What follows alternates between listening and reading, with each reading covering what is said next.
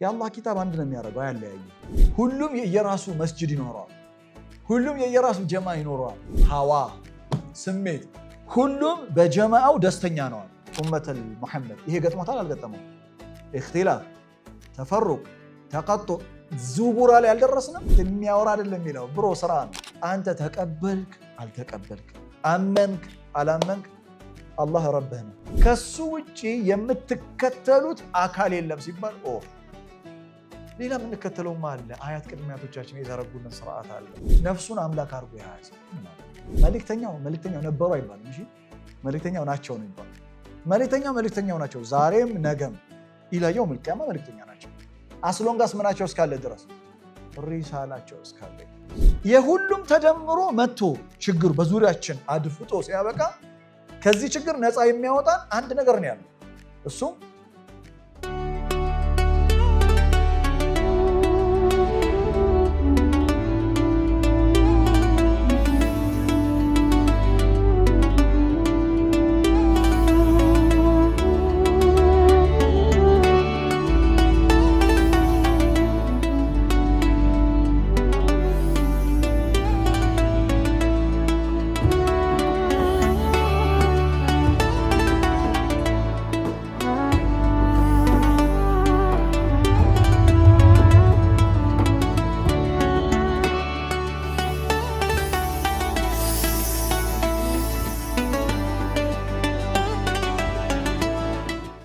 بسم الله الرحمن الرحيم ولا حول ولا قوة إلا بالله العظيم رب اشرح لي صدري ويسر لي أمري واحلل عقدة من لساني يفقه قولي اللهم آمين. السلام عليكم ورحمة الله وبركاته. رمضان مبارك. إياك نعبد የተሰኘው ፕሮግራማችን ክፍል 4 ነው። በክፍል 3 ላይ ዒባዳ እኩልናል صراط المستقيم እኩልናል كان الناس أمة واحدة ኖህ عليه السلام እስከሚላክበት ዘመን ድረስ የሰው ልጅ ምድር ላይ ሲኖር በፊጥራ ላይ ነበረ፣ በተውሂድ ላይ ነበረ። ከዛ ሱሉኪን ስራፍ ሲገጥመው ጥመት ሲገጥመው አላህ መልእክተኞችና ነቢያቶችን ልኳል ብለናል። ቁርአን ሱረቱል ሐዲድ ምዕራፍ 57 ቁጥር 25 ላይ እንዲህ ይለናል፣ ለቀድ አርሰልና ሩሱሉና ቢልበይናት መልእክተኞቻችንን በግልጽ በይና ማስረጃዎች ልከናል። ወአንዘልና ማዕሁሙል ኪታብ ከነሱ ጋራ መጽሐፍን አውርደንላቸዋል። ወአንዘልና ማዕሁሙል ኪታብ መጽሐፍን አውርደንላቸዋል። ወልሚዛን ሚዛንንም እንደዚሁ ሚዛን አውርደናል ማለት የመጣ እንዲህ ዱብ ያለ ሚዛን አለ ማለት አይደለም። አደራቸው ሚዛን አውርደንላቸዋል ማለት ስርዓት አውርደንላቸዋል። ሚዛናዊነትን የሚያስተዳድሩበት ስርዓት አውርደናል ማለት ነው። የሚዛን ስርዓት ተመልከቱ። ወልሚዛን ሊየቁመ ናሱ ቢልቅስት ሊየቁመ ናስ ሰዎችን በፍትህ እንዲህ ያስተዳደሩ። ላስት ክላስ ላይ ባለፈው ክፍል ጊዜ ላይ ያነሳነው ክፍል 3 ላይ ያነሳነውን ጥያቄ ፊሎሶፊካል ጥያቄ መልሰን እርሱ ምንድነው? ሰዎች ካነናሱ ኡመተን ዋሂዳ ያ ማለት አላህ በሰዎች ኔቸር ውስጥ ተፈጥሮ ውስጥ ተውሂድን ኢምቤድድ አድርጓል። ፍልስፍናዊ ጥያቄ የነበረው ሰው ለምን እንደ ሮቦት አንንቀሳቀስም ነው አይደል ያለው? ኦልሬዲ ተሰጥቶናል። ከተሰጠን በኋላ ግን እዚህ ምድር ላይ ስንመጣ የተለያዩ ፋክተሮች አሉ። እነዛ ፋክተሮች ሱሉክ ኢንሲራፍ እንዲገጥመን አድርገዋል። ከነዛ መካከል አንዱ ጋፊልነት ነው ብለናል ላስት ክላስ ላይ። ሁለተኛው አያት ቅድሚያቶች መንገድ፣ በሌላ አባባል ይሄ ኢንቫይሮንመንታል ኢንፍሉዌንስ በሉት አካባቢያዊ ተጽዕኖ ኢንቫይሮንመንታል ኢንፍሉዌንስ ይገጥመዋል ሰው። ኢቨን አፕብሪንጊንግ ኢንፍሉዌንስ አስተዳደጋችን፣ አካባቢያችን፣ ያደግንበት ማህበረሰብ፣ ኢንቫይሮንመንት፣ የምንማረው ትምህርት፣ ስናድግ የምናነባቸው መጽሐፍቶች፣ የምናውቃቸው ትርክቶች፣ ታሪክን የምንረዳበት መንገድ there are a lot of factors በርካታ ፋክተሮች ያሉት እኛን ከነበርንበት ተፈጥሯዊ መንገድ ምንም ያደርጉ ኢንስራፍ ነው። ህፃናቶችን ተመልከት። ለምንድነው ሁላችንም ህፃናት ሁሉም ኪዩት ሆነው የሚታዩ ንጹህ ሆነው የሚታዩ? ለምንድነው? ምክንያቱም ፍጥራቸው ነው።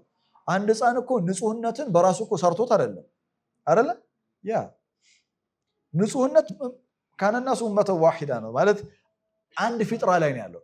ከዛ ይሄ ህፃን ልጅ እንደዛ ያልተሳመ እንደዛ ያልታቀፈ እያደገ ሲመጣ ከእናት ጋር አለመግባባት ከአባት ጋር አለመግባባት ሁሉ ይመጣል። ለምን? ሱሉክ ኢንሲራፍ ስለሚገጥም እናት አሳድጋው ትምህርት ቤት ሄዶ ተቀይሮባት ይመጣል። ጓደኛ ይዞ ተቀይሮባት ይመጣል። ሱሉክ ኢንሲራፍ ማለት ይሄንን ሰው ያንን ሲገጥመው አላህ በርካታ መልእክተኞችና መጽሐፍቶችን በማውረድ ሰውን ወደ መጀመሪያ ተፈጥሯዊ ማንነቱ ለመመለስ ተደርጓል ማለት ነው። እሺ ሁለተኛ ጥያቄ ስነ መለኮታዊ ጥያቄ ነው። ኢትስ ቴዎሎጂካል ኩዌስችን ነው።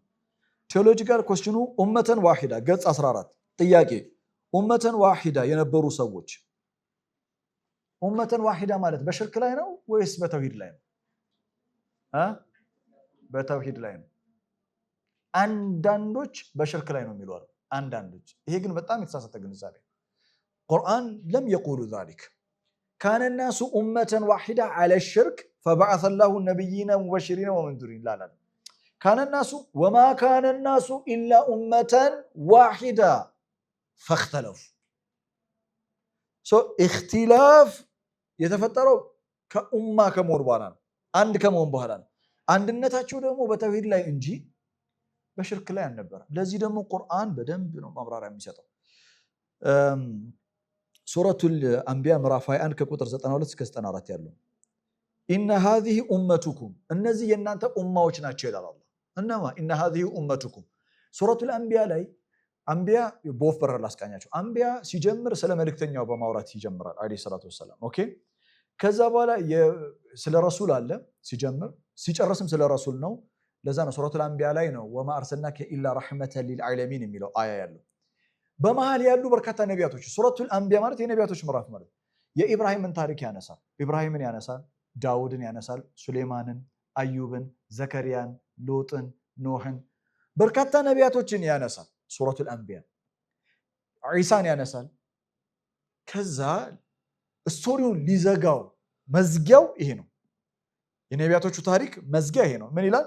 ኢነ ሃዚሂ ኡመቱኩም እነዚህ የነቢያቶች ሁሉ መንገድ የዳውድ፣ የሱሌይማን፣ የሉጥ፣ የዘከሪያ፣ የዒሳ፣ የኢብራሂም ኢነ ሃዚሂ ኡመቱኩም እነዚህ የእናንተ ኡማ ናቸው ይላል። አንድ ናችሁ ማለት ነው። አንድ ህዝብ ናችሁ። አንድ የሚያደርገን ምንድን ነው? ባህል ነው? አንድ የሚያደርገን ቋንቋ ነው? ምንድነው አንድ የሚያደርገን? ተውሂድ፣ ፊጥራ። ኢነ ሃዚሂ ኡመቱኩም ኡመተን ዋሂዳ ወአና ረቡኩም እኔ ጌታችሁ ነኝ። ፈዕቡዱን እኔም በብቸኝነት ተገዙ። ያ አዩሃ ናሱ ዕቡዱ ረበኩም አለዚ ኸለቀኩም ወለዚነ ሚን ቀብሊኩም ፈዕቡዱን። ከዛ ምን ተፈጠረ? አሁን በትውልድ ውስጥ የተፈጠረውን ነገር ሊነግር ነው። ወተቀጠኡ አምረሁም በይነሁም ወተቀጠኡ አምረሁም በይነሁም በመካከላቸው ተቀጡዕ ገጠማቸው ይላል። ተቀጡዕ ምንድን ነው? መከፋፈል። ተቀጡዕ ማለት በደንብ ተቀጡዕ መቆራረጥ ማለት ነው። ኡመተን ዋሂዳ የነበረ ወደ ምንነት ተቀየረ? ተቀጡዕ ሆነዋል። ከተቀጡ በፊት ግን ምን ነበር? የስ ምን ነበረ? እክትላፍ። መጀመሪያ ካነ ናሱ ኡመተን ዋሂዳ ፈኽተለፉ። ከዛስ ወተቀጠው ልትሉ ነው አይደል? ለጊዜው በሉት፣ ግን በመሃል ሌላ አለ። ወተቀጠዑ አምረሁም በይነሁም ኩሉን ኢለይና ራጂዑን። ኦኬ አሁን ከመጀመሪያው አንድነት ካነ ናሱ ኡመተን ዋሂዳ ከዛ ወደ ትራንዚሽን ያደርጋል። the transition from unity to division ይላል ኖታችሁ ላይ። ተቀጡዕ ማለት መከፋፈል ነው ብያቸዋል። ሰዎች አንድ ኡማ ነበሩ፣ ካነ ናሱ ኡመተን ዋሂዳ። ከዛስ ፈኽተለፉ ብለናል፣ ተለያዩ። ወማ ካነ ናሱ ኢላ ኡመተን ዋሂዳ ፈኽተለፉ ሱረቱል ዩኑስ ምዕራፍ 10 ቁጥር 19 ላይ የመጀመሪያ የገጠማቸው ነገር ከኡመተን ዋሂዳ በኋላ የገጠማቸው እክትላፍ ነው። እክትላፍ ማለት በሐሳብ መለያየት ማለት ነው። ሰዎች በራሳቸው ራዕይ፣ በራሳቸው ሐሳብ we're going to use our intellect በራሳቸው አእምሮ ብቻ በመመራት ከፊጥራ የወጣ ነገር ማድረግ ጀመሩ። እናም በሐሳብ አንድ መሆን አልቻሉም። በተውሂድ ላይ አንድ መሆን አልቻሉም። አላህ በፈጠረው ስርዓት ላይ አንድ መሆን አልቻሉም። እሺ ከዛ ከእክትላፍ በኋላ ምን ተፈጠረ መሰላችሁ? ተፈሩቅ። ይሰመርልኝ። ተፈሩቅ ምንድነው? ሁለተኛው መርሐላ ነው። ሁለተኛው መርሐላ ከእክትላፍ በኋላ ተፈሩቅ ነው። ተፈሩቅ በከፍተኛ ሁኔታ በሐሳብ መለያየት ማለት ነው። ተመልከቱ ቁርአን ሱረቱ ሹራ ምዕራፍ 42 ላይ ሸረዐ ለኩም ሚነ ዲኒ አላህ ከዲን ደንግጎላችኋል። ሸረዐ ለኩም ሚነ ዲኒ ማ ወሳ ቢሂ ኖሐን ወለዚ አውሐይና ኢለይከ ወማ ወሰይና ቢሂ ኢብራሂመ ወሙሳ ወዒሳ አን አቂሙ ዲነ ወላ ተተፈረቁ ፊህ። ተመልከቱ፣ ለታላላቅ አምስት መልእክተኞች ያነሳቸዋል። ለነዚህ ታላላቅ አምስት መልእክተኞች የተሰጠ ትእዛዝ ያስተምሮታቸው ማዕከላዊ ያስተምሮታቸው መካከል እንዲሆን የተፈለገው ምንድነው? ሸረዐ ለኩም ሚነ ዲን ማ ወሳ ቢሂ ኖሐን። ተመልከቱ፣ ማ ወሳ ቢሂ አደም አይል። ለምን? አደም ውስጥ ምን ስለሌለ? ተፈሩቅ የለም። ካነ ናሱ ኡመተን ዋሂዳ። ሸረዐ ለኩም ሚነ ዲን ማ ወሳ ቢሂ ኖሐን የመጀመሪያው መልእክተኛ። ከዛስ የመጨረሻው መልእክተኛ አውሐይና ኢለይክ። ሸረዐ ለኩም ሚነ ዲን ማ ወሳ ቢሂ ኖሐን ወለዚ አውሐይና ኢለይክ። የመጀመሪያውና የመጨረሻው መልእክተኛ። በመሃል ማን አለ? ወማ ወሰይና ቢሂ ኢብራሂመ ወሙሳ ወዒሳ። ለአምስቱም የተሰጠው ወሲያ ምንድን ነው? አንደኛ አን አቂሙ ዲን አቂሙ ዲንን ስታብሊሽድ አድርጉ። ወላ ተተፈረቁ ፊ፣ በዲን ውስጥ ተፈሩቅ እንዳይኖራችሁ። የኢኽቲላፍ ሁለተኛው መርሐላ ምንድን ነው? ተፈሩቅ ነው። ከተፈሩቅ በኋላ ምን ይገጥማል? ተቀጡዕ ይገጥማል። ይወላችሁ በሐሳብ ተለያየ። ከዛ ፊርቃ ከፈጠረ በኋላ ሁሉም ፊርቃ ሲፈጥር ፊርቃ ሲሆን ተቀጡ አይደለም? ወተቀጠዑ አምረሁም በይነሁም ተቀጡ ነው። ሁሉም የየራሱ መስጅድ ይኖረዋል። ሁሉም የየራሱ ጀማ ይኖረዋል። ከዛ መዝሀብ ዩሐሪቡል መዝሀብ፣ ጣኢፋ ቱሐሪቡ ጣኢፋ፣ ቡድንን ይዋጋል። ኢትስ ገነ ቢ ላይክ ማቺንግ ነው። ቁጭ ብለህ ስታየው ከማን ተቀጦ ገጥሞናል ብራዘር። ከተቀጡም ደግሞ ከፍ ያለን ሰው አራተኛ አለ። በጣም አደጋው ተቀጡ ላይ ያው ያ አዩሃ ሩሱሉ ኩሉ ሚነ ጠይባቲ ወዐመሉ ሳሊሃ ኢኒ ቢማ ተዕመሉነ ዓሊም ወኢነ ሃዚሂ ኡመቱኩም ኡመተን ዋሂዳ ወአና ረቡኩም ፈተቁን። ይሄ ደግሞ ሱረት ሙእሚኑን ነው። ቅድም አንቢያን ያየነው። ከዛ ፈተቀጠዑ አምረሁም በይነሁም ዙቡራ ኩሉ ሒዝቢን ቢማ ለደይሂም ፈሪሑን። ባይዘዊ እዚህ ሱረት ሙእሚኑን ምዕራፍ 23 ከቁጥር 51 እስከ 52 ላይ ሪዝን ይሰጣቸዋል ሰዎች ለምን ተቀጡ ውስጥ እንደገቡ። ከሪዝኑ መካከል አንዱ ምን እንደሆነ ታውቃላችሁ? ይኸውላችሁ እንትኑን አልፎ እክትላፍ አልፎ ተፈሩቅ አልፎ ተቀጡ ውስጥ ሰው የሚገጥመው ኩሉ ሒዝቢን ቢማ ለደይሂም ፈሪሑን፣ ሀዋ ስሜት፣ ሁሉም በጀማዓው ደስተኛ ነው አለ። ሁሉም ባለው መንገድ ላይ ደስተኛ ነው፣ በጣም ደስተኛ ነው፣ ይመቸዋል። በቃ ደስ ሲል ሀዋ ምን ብለናል? የአባቶቻችን መንገድ አንድ። ሁለተኛ ወመን የክፉር ቢጣጎቲ ወዩእሚን ቢላህ። ጣጎት ምንድነው? ሀዋ ስሜትን መከተል ነው። ሐቅ አይደለም። ከአላህ መንገድ ውጭ ያለው በአጠቃላይ መንገድ ባጢል ነው። ዛሊከ ቢአነ አላህ ሁወል ሐቅ ወአነማ የድዑነ ሚን ዱኒሂ ሁወል ባጢል። ባጢል ላይ ኩሉ ሒዝቢን ቢማ ለደይሂም ፈሪሑን። የሚያሳዝነው ነገር አራተኛው ደረጃ በጣም ከባድ ነው። ዙቡራ ይሆናል። ዙቡራ ሱረቱል ሙእሚኑን እንደገና ሙእሚኑን ምዕራፍ 23 ከቁጥር 51 እስከ 53 ምን ይላል? ፈተቀጠዑ አምረሁም በይነሁም፣ በመካከላቸው ምን ሆነ? ተቀጡዕ። ከዛስ ዙቡራ አተቀጡዕ ወተፈሩቅ ላ ዩጀድ ባዕደሁ ኢትሳል አበደን። አንተ ማ ትቅደር ተጅመዕ ማ ትቅደር ተስላሕ በይነሁም። በፍጹም አንድ ማድረግ አይቻልም፣ ማስማማት አይቻልም። በፍጹም ኢትስ ኢምፖሲብል ነው። እኛ ኡመተል ሙሐመድ ይሄ ገጥሞታል አልገጠመው? እክትላፍ፣ ተፈሩቅ፣ ተቀጡዕ፣ ዙቡራ ላይ አልደረስንም። ዩጀድ ጣኢፋ፣ በፍጹም ቡድኖች አሉ። አንደኛውን ከአንደኛው ጋር በፍጹም ማታረቅ አትችልም። ከሞከርከው ድካም ብቻ ነው የምታተርፈው። ከሞከርከው መድከም ብቻ ነው፣ ሌላ ነገር የለህም። ታዲያ ምን እናድርግ? ዙቡራ ላይ ከደረሰ ጭራሽ አንድ ማድረግ በፍጹም ኢምፖሲብል ከሆነ እኔና እናንተ ምን እናድርግ? እኔና እናንተ ወደ ሱረቱል አንቢያ እንመለሳለን። አንቢያ ላይ ተመለስ። ወደ አንቢያ ኢነ ሃዚሂ ኡመቱኩም ኡመተን ዋሂዳ ወአና ረቡኩም ፈዕቡዱን ወተቀጠዑ አምረሁም በይነሁም ኩሉን ኢለይና ራጂዑን። ፈመን ያዕመል ሚነ ሳሊሓት መልካምን የሚሰራ ወሁወ ሙእሚኑን እሱ አማኝ ሆኖ ሳለ ፈላ ኩፍራነ ሊሰዕይህ እሱ ለሚሮጠው የመልካም ስራ ማንም አይክደውም ማለት አይካድም። ወኢና እኛ ለሁ ለእርሱ ለካቲቡን ኤቭሪ መልካም ስራውን እንጽፍለታለን። ስለዚህ እክትላፍ ውስጥ ተፈሩቅ ውስጥ ተቀጦ ውስጥ ዙቡራ ውስጥ አትገኝም። እና ምንድነው ማድረግ ያለብኝ? ዙቡራ ላይ የደረሱትንም አንድ ማድረግ አይቻልም። ምን እናደርግ? ስራ ፈመን ያዕመል ሚነ ሳሊሓት ስለ ኡማው መለያየት ሁሌ ጠዋትና ማታ ቁጭ ብሎ የሚያወራ አለ ቁርአን። ፈመን ያዕመል ፈመን የተከለም አይልም። የሚያወራ አይደለም የሚለው ብሮ ስራ ነው። አንተ የምትችለውን ስራ፣ መስጂድ ስራ፣ የቲሞች ላይ ስራ፣ ህፃናት ላይ ስራ፣ ሴቶች ላይ ስራ፣ ወንዶች ላይ ስራ፣ ወጣቶች ላይ ስራ፣ እናቶች ላይ ስራ፣ አባቶች ላይ ስራ የምትችለውን ነገር ስራ። አይ እባክህ እነሱም ራሱ ትልልቆቹም እየተለያዩ ጭራሽ እንገዳደል እያሉ ነው እና ታዲያ ምንድነው በቃ የዲን እኮ ቁጭ ብዬ እንትን ብል ይሻለኛል። እሱ ሰበብ ነው።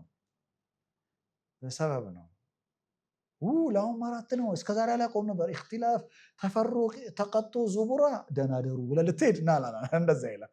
ፈመን ያዕመል ሚነ ሳሊሓት ወሁወ ሙእሚን ከአኑ ቁርአን ከዚህ በፊት የነበረው ትውልድ ላይ የገጠመውን አይደል የነገረን ትውልድ የገጠማቸውን እና የሚገርም ነገር ዘነፍስ ሼ ኢዝ ሂር። ለምን ሰዎች ከአላህ ኪታብ ኢንስራፍ ስለገጠማቸው። የአላህ ኪታብ አንድ ነው የሚያደርገው፣ አያለያይም። ከአላህ ኪታብ ውጪ ከወጣ ተፈሩቅ፣ ተቀጦ፣ እክትላፍ፣ ዙቡራ በሽ ነው አልኩ። በቃ በሽ።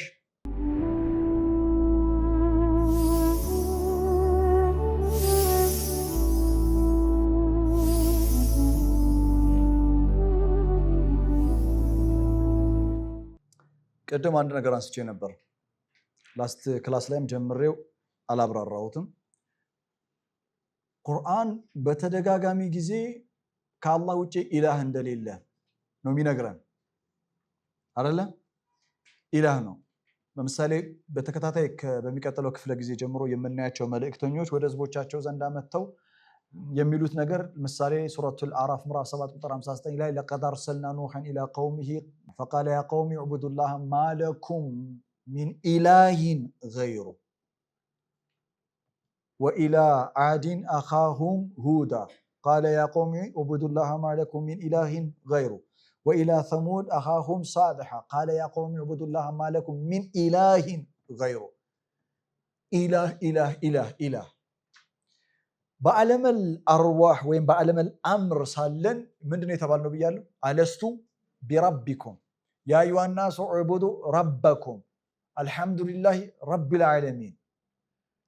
ቁርአን ቀደምት የነበሩ መልእክተኞችም አስተምሮታቸው ሰውን የሚያሳምኑት ሰውን በአእምሮ ስር የጠራ ግንዛቤ እንዲኖረው የደከሙት ከአላህ ውጪ ኢላህ እንደሌለ በጣም ትኩረት ሰጥተውት ከአላህ ውጪ ጌታ የላችሁም ብለው ሲሰብኩ ብዙ አታይም። ከአላህ ውጪ ሌላ ጌታ የላችሁም የሚል ስብከት ብዙ አትሰሙ።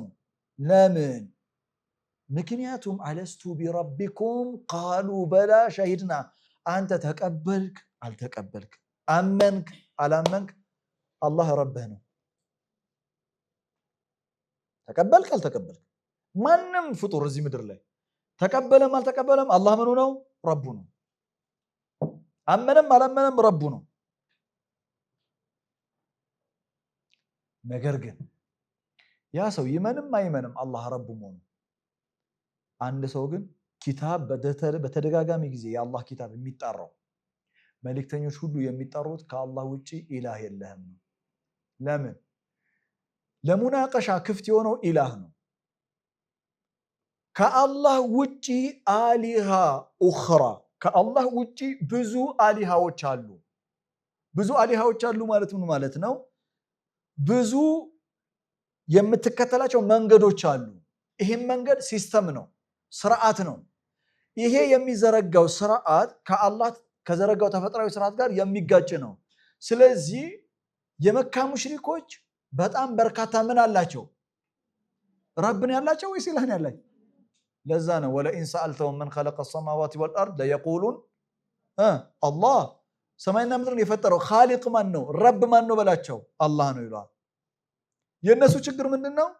ፈዕቡድላህ ሙኽሊሲነ ለሁዲን ማለኩም ሚን ኢላሂን ገይሩ ከሱ ውጪ የምትከተሉት አካል የለም ሲባል ኦፍ ሌላ የምንከተለውማ አለ። አያት ቅድመ አያቶቻችን የዘረጉልን ስርዓት አለ።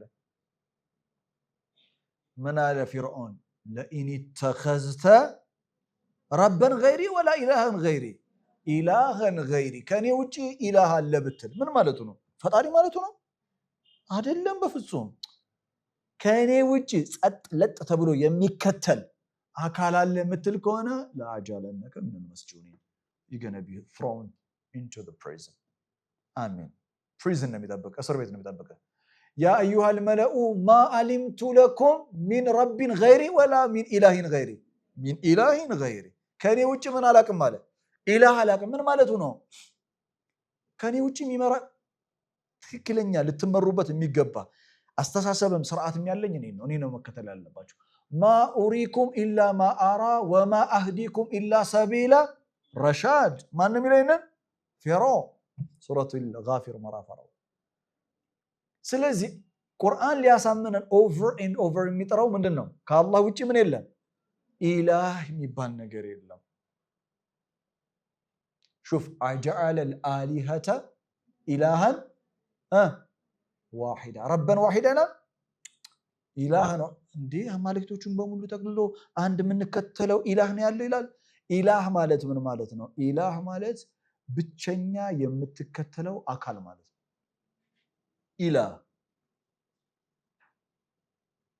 ኢላህ ነው ማለት ብቸኛ የምትከተለው አካል እርሱን ነው ማለት። መልካም። ረብስ ረብ ነው ማለት هو خالق ነው ማለት ነው። ይኸውላችሁ ቁርአን ሲጀምር አልሐምዱሊላሂ ረቢል ዓለሚን لفظ الجلالة الله تعريف المباشر في القرآن الكريم أنه رب العالمين الله لفظ الجلالة الله لم يلو قدوس የቁርአን ዴፊኒሽን የሚሰጠው ምንድነው? أنه هو رب العالمين እሱ رب العالمين መሆኑን ተመልከቱ። አልሐምዱሊላሂ አላህ ማን ነው? رب العالمين የዓለማት ሁሉ ምንድነው? ረብ ነው። ተቀበልክም አልተቀበልክም፣ ተቀበለም አልተቀበለም። ያ አዩሃ ናሱ ዕቡዱ ረበኩም ለዚ ረብ ነው ማለት ነው ኸለቀኩም። ተመልከት ቁርአን እንዴት እንደሚያብራ አላህ ለፍዘል ጀላላ አላህ እኩል የሚሆነው ምንድነው? ረበል ዓለሚን ነው። ረበል ዓለሚን ረብ ነው ማለት ደግሞ ምን ማለት ነው?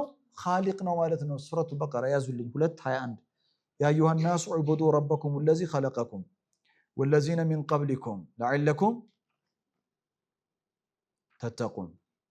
ሱረቱል አዕራፍ ምዕራፍ 7 አዕራፍ 7:54 ኢነ ረበኩም የእናንተ ረብ ማን ነው? አላህ። ኢነ ረበኩሙላህ ሶ ለፍዘል ጀላላ አላህ እኩል ይሆናል ረብ እኩል ይሆናል ምንድነው ብለናል? ኻሊቅ። ኢነ ረበኩሙላሁ ለዚ ኸለቀ ሰማዋቲ ወልአርድ ፊ 6 አያም ثم استوى على العرش يغشي الليل النهار يطلبه حثيثا والشمس والقمر والنجوم مسخرات بأمره ألا له الخلق والأمر تبارك الله رب العالمين. لمن دنيا أنا سأقول الله ألست إلهكم ولا لم أني أنت إله هذا اللون مر اللي متيجن بعلم الأمر صالح ألست بربكم بمعنى أنا خالقكم رازقكم. አላህን ረብ ነው ብለን ተቀብለናል። አላህን ረብ ነው ብሎ ተቀብሎ የሰው ልጅ ወደ ምድር ላይ ሲመጣ ካነናሱ ኡመተን ዋሂዳ አላ ሲራጥን ሙስተቂም ነበር። ዒባዳ ተሕቂቅ የሚያደርገው ትክክለኛ ነበር። በጊዜ ሂደት ምን ገጠመው? ኢኽቲላፍ ገጠመው ማለት ከትርጓሜ መካከል አንዱ ምን ማለት ነው? ከአላህ ውጪ የሚከተለው መንገድ አበጀው። ራይት። ስለዚህ ከአላህ ውጪ ሌላ ምን ኖረው? ኢላህ ኖረው። ያ ኢላህ የሚዳሰስ ሊሆን ይችላል፣ የሚጨበጥ ሊሆን ይችላል፣ የማይታይ ሊሆን ይችላል። ለምሳሌ አፈራአይተ መን ተኸዘ ኢላሃሁ ሀዋ ረብ ይላል እንዴ? ኖ ነፍሱን ስሜቱን ምን አድርጎ ያዘ? ኢላህ አድርጎ ያዘ። ምን ማለት ነው? ኢላህ የምትከተለው አካል ነው አላልነው? ነፍሱን ብቸኛ የሚከተለው አካል አድርጎ የያዘውን ተመለከትክን? እንጂ ነፍሱን አምላክ አድርጎ የያዘ ምን ማለት ነው? ማንም ነፍሱን አምላክ አድርጎ ይዞ አያውቅም። ምን ማለት ነው? ኢላህ የሚከተለው። ስለዚህ ነፍስ ወደ ቀኝ ስትለው ወደ ቀኝ ነው፣ ወደ ግራ ስትለው ወደ ግራ ነው፣ ወደፊት ወደፊት ነው፣ ወደኋላ ወደኋላ ተተሐከም ፊሂ ማለት ነው። አሊሃ ኡኽራም ከአላህ ውጭም ያለ አሊሃ ኡኽራ ምንድን ነው? ሲስተም አላቸው፣ የዘረጉት ስርዓት አለ። ያ ስርዓት የሚያዘውን ነገር ትፈጽማለህ፣ በዛ ህይወት ውስጥ ትመላለሳለህ። የዚህ ጊዜ ሽርክ፣ ኩፍር፣ ኢንስራፍ የገጠመው ግለሰብ ወይም ማህበረሰብ ተብሎ ይጠራል። ግልጽ ነው ሐሳቤ? ስለዚህ በረብና በኢላህ መካከል ልዩነት በደንብ ገባን። ከዚህ በኋላ መልእክተኞችን ሁሉ ስናገኛቸው ከክፍል 5 ጀምሮ የምናገኛቸው መልእክተኞች በአጠቃላይ የሚያስተምሩት በዋነኝነት ስለምንድን ነው? ስለ አላህ ኢላህነት። ብቸኛ ልትከተለው የሚገባው አካል አንድ አላህ ብቻ ነው። በሁሉም በሐሳብህም በተግባርህም in everything ፍጥረት በአጠቃላይ አላህ በዘረጋው ስርዓት ውስጥ ይፈሳሉ አይደለ? ኩሉም ፊ ፈለኪን የስበሑ ሁሉም ፍጥረት በአላህ በዘረጋው ቀዋኒነል ውጁድ ባበጀላቸው ስርዓት ውስጥ ይፈሳሉ ማለት አላህ በዘረጋው ስርዓትን ይከተላሉ ማለት። ግልጽ ነኝ? የዛሬው ማጠቃለያችን ተመልከቱ። መልእክተኞች በርካታ መልእክተኞች ተልከዋል። እነዚህን መልእክተኞች በሚቀጥለው ክፍለ ጊዜ የምንቃኛቸው ይሆናል። ቁርአን ዘላለማዊ ሚና የሚጫወት መጽሐፍ ነው። አሁን ከሰው ልጅ ጅማሮ በዓለመል አምር ሳለን እንኳን አለስቱ ቢረቢኩም የሚለውን መስክረን ምድር ላይ የሰው ልጆች ህይወታቸው ሲጀምር ካነናሱ ኡመተን ዋሂዳ ከዛ በጊዜ ሂደት የገጠማቸውን እክትላፍ እስካሁን እስካለንበት ነባራዊ ሁኔታ እስከ የውመል ቂያማ ድረስ ስላለው ነገር የሚያብራራ መጽሐፍ፣ እስከ የውመል ቂያማ ድረስ ለሚመጡ ሰዎች የሚያናግራቸው መጽሐፍ፣ ለችግሮቻቸው መፍትሄ የሚሆነው መጽሐፍ አስደናቂ ነገሩን ልነግራችሁ ፈልጋለሁ። እርሱ ምንድነው? ቁርአን ሸህሩ ረመዳን الذي انزل فيه القرآن هدى للناس ይላል። ቁርአን በረመዳን ወር ነው የወረደው ለሰው ልጆች ሁሉ ሁዳ ነው ይላል አይደል? እና ይህ ቁርአን የወረደው ለመልእክተኛው አለይሂ ሰላቱ ወሰላም። የኛ መልእክተኛ አለይሂ ሰላቱ ወሰላም ሱረቱል አህዛብ ምዕራፍ 33 ቁጥር 40 ይጻፍልኝ፣ ኖታችሁ ላይ የለም። አህዛብ 33 40 ማ ካነ ሙሐመዱን አባ አሐድ ሚን ሪጃሊኩም ከወንዶቻችሁ የአንደኛችሁም አባት አይደለም ሙሐመድ ሰለላሁ ዐለይሂ ወሰለም። እሺ ወላኪን ረሱለላህ ነገር ግን የአላህ መልእክተኛ ነው። ወኻተመ ነቢይን የነቢያቶች መደምደሚያ ነው ይላል። የነቢያቶች መደምደሚያ እንጂ የመልእክተኞች መደምደሚያ አይልም ቁርአን። ባይዘው የነቢያቶች መደምደሚያ ነው የሚለው፣ የመልእክተኞች መደምደሚያ አይልም። እደግመዋለሁ። ማካነ ሙሐመዱን አባ አሐድ ሚን ሪጃሊኩም ወላኪን ረሱሉላህ የአላህ መልእክተኛ ነው። ወኻተመል ሙርሰሊን ይላል። ወኻተመ ነቢይን የነቢያቶች መደምደሚያ ነው። ምን ማለት ነው? ረሱል አሁን በነብይነትና በረሱል ከቃሉም አንፃር ከሚናቸውም አንፃር ድርሻቸው የተለያየ ነው። ብዙ አላብራራውም። እሺ ምክንያቱም ዓላማ የሱ ስላልሆነ ነብይና መልእክተኛ፣ ነብይ ሲባል የሚጫወተው ሚና፣ መልእክተኛ ሲባል የሚጫወተው ሚና የተለያየ ነው። ስለ መልእክተኛ እንነጋገር። መልእክተኛ ወላኪን ረሱሉላህ የአላህ መልእክተኛ ናቸው ይላል አይደል? ግን የመጨረሻው መልእክተኛ ናቸው ግን አይልም። ግን እኛ እናውቃለን መልእክተኛው የመጨረሻው መልእክተኛ ናቸው። የመጨረሻው ምንድን ናቸው? ነብይ ናቸው። ቁርአን ግን የመጨረሻው መልእክተኛ ናቸው አይልም። ያ ማለት ከሳቸው በኋላ መልእክተኛ አለ ማለት አይደለም። አዳምጡኝ በደንብ። ሁሉም ነቢያቶች መተው የመልእክተኝነት ሚናቸው ሁሉም መልእክተኞች መተው የመልእክተኝነት ሚናቸውን ተጫውተው አብቅተዋል። ለመልእክተኛው ቁርአን ተሰጣቸው። ይሄ ቁርአን የኖህን፣ የሁድን፣ የሳሊሕን፣ የሹዓይብን፣ የሙሳን፣ የሎጥን አእምሯችሁ ስር የፈለጋችሁትን ነብይና መልእክተኛ አስቡ። የእነሱን ሚሴጅ ህያው አድርጎታል በመጽሐፍ ውስጥ። መልእክተኛው የተሰጣቸው ሪሳላ ኦልዌይስ ኢትስ ፕሌይንግ ሁል ጊዜ ሚና እየተጫወተ ነው። የማንን ሚና? የኖህን፣ የሙሳን፣ የዒሳን፣ የዘከርያን፣ የዳውድን የሱለይማንን የሁሉንም ነቢያቶችና መልእክተኞች ሚና እየተጫወተ ነው። ይህ መጽሐፍ የረሱልንም ሚና እየተጫወተ ነው አለይሂ ሰላቱ ወሰላም። ግን እሳቸው በህይወት የሉም። الرسالة بيننا ሪሳላው በእኛ መሃል ነው ያለው። ይሄ በእኛ መሃል ያለው ሪሳላ ኢላ የውሚል ቂያማ ድረስ ሁሉንም መልእክተኞች መልእክታቸውን ህያው አድርገዋል። አንድ ሁለተኛ የመልእክተኛው ሚና 24 ሰዓት ስራ ላይ ነው ያለው። 24 ሰዓት ለዛ ወካተመ ረሱል ማነው ወካተመል ሙርሰሊን አይልህም። የመልእክተኞች ማብቂያ ነው አይልህም። ለምን? የመልእክተኛው መልእክተኝነት ኤቭሪ ዴይ ኢትስ ፕሌይንግ አውት። የመልእክተኛው መልእክተኝነት መልእክተኛ የሚያሰኘው ሪሳላው ነው አይደለም። ሪሳላው እስካለ ድረስ ሁወ ረሱል። አሁን ኖህ ያላ ወኢነ ዩኑሰ ለሚነል ሙርሰሊን ዩኑስ ከሩሱሎች መካከል ነበር። ወኢነ ሎጠን ለሚነል ሙርሰሊን መልእክተኞች ነበሩ። መልእክተኛው ነበሩ አይባልም። እሺ መልእክተኛው ናቸው ነው ይባላል። መልእክተኛው ናቸው ዛሬም ነገም ኢላ የውሚል ቂያማ መልእክተኛ ናቸው። አስሎንጋስ ምናቸው እስካለ ድረስ ሪሳላቸው እስካለ ድረስ። ታዲያ ይሄ ሪሳላ የሚጫወተው ሚና መካከል አንዱ ምንድነው?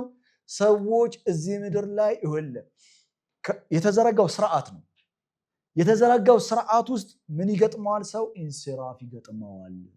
ሰው የተሳሳተ መንገድ ይገጥመዋል። የተሳሳተ መንገድ ሲገጥመው ከተሳሳተ መንገድ እንዴት ነው የሚመለሰው? ይሄንን ኢን ዲቴል የሚያብራራው አንደኛ ኪታብ ነው።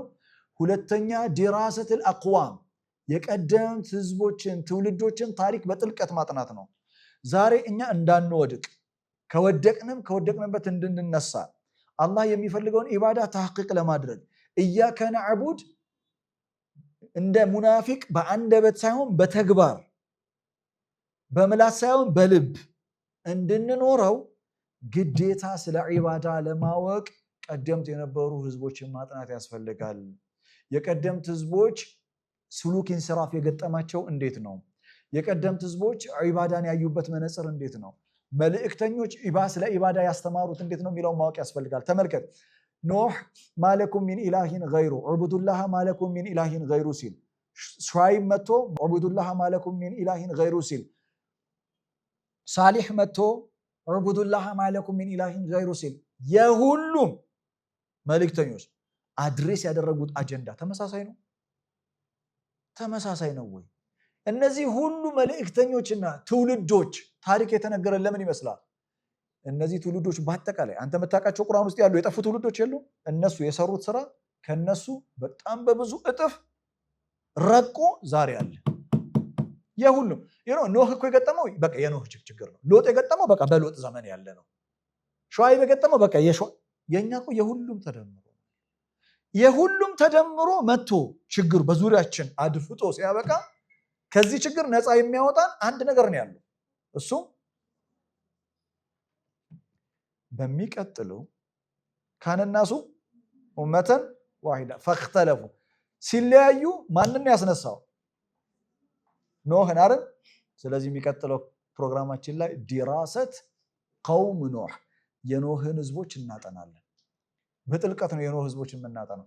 የኖህ ህዝቦችን ስናጠና በይደር በአእምሯችሁ እያሰባችሁት እንድትቆዩ የኖህ ህዝቦች ከአላህ ውጭ ያለን አካል ተገዝተዋል። አበዱ ገይረላህ ቀውም ኖህ አበዱ ገይረላህ ምን ማለት ነው? ከአላህ ውጭ ያለን አካል ተገዝተዋል ማለት ምን ማለት ነው?